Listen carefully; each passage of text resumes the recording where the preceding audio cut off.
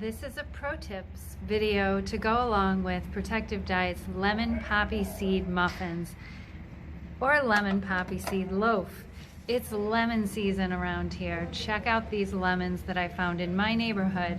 They're falling off the trees. We have everything from Meyer lemons to classic lemons. Check out these lemons. They're so unusual in shape and size when you find them in nature. This one looks like a creature. So these are the lemons that I'm working with, but any lemons will do for lemon poppy seed muffins. So I did them in a gluten-free variation, which produces a very low muffin, but delicious. But I found the whole wheat version to be the best. And I have some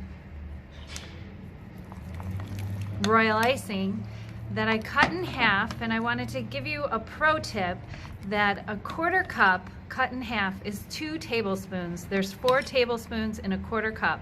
So when reducing this recipe, if you want to ice your lemon poppy seed muffins or loaf, that would be the way to do it. And I added some lemon zest. And when you zest your lemons, we used to zest like this when we were zesting turmeric and ginger and our horseradish for our horsey sauce on a Protective Diet.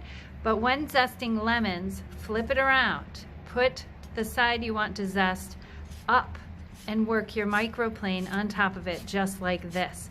That way you have better control and you won't zest an area that is zested, because this pith underneath is very bitter. And then just tap your microplane like that into your royal icing or whatever you're zesting citrus for.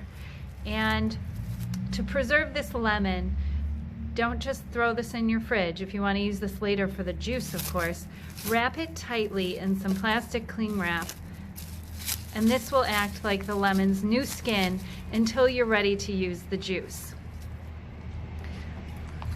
So I find this lemon poppy seed, the wheat muffins, my favorite. The loaf is the lazy version. You don't even have to put it into a muffin pan. It takes twice as long to bake, but it is easier. And then you can just frost it with your royal icing, your lemon zested royal icing. Check out the recipe for the protective qualities of lemon peel, the zest of the lemon that we incorporate in many Protective Diet recipes, and it'll explain just why. You could also take this loaf before you cut it and put that right on top. Frost it that way.